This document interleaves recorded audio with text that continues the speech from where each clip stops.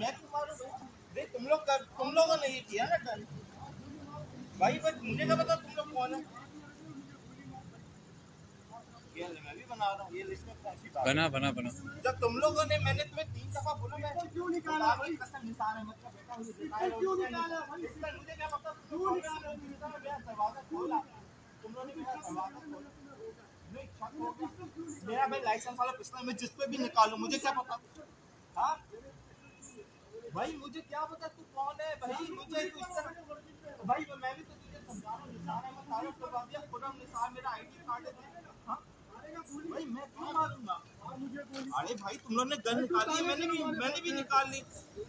नहीं मैं क्यों कर रहा हूँ? क्या चलेंगे? हाँ बुलाओ मोबाइल, चलो किस थाने को बता दो ना। अरे बता देना किस थाने के, अबे बता दे किस थाने के। मैं कह रहा हूँ गाड़ी में बैठ जा, गाड़ी में।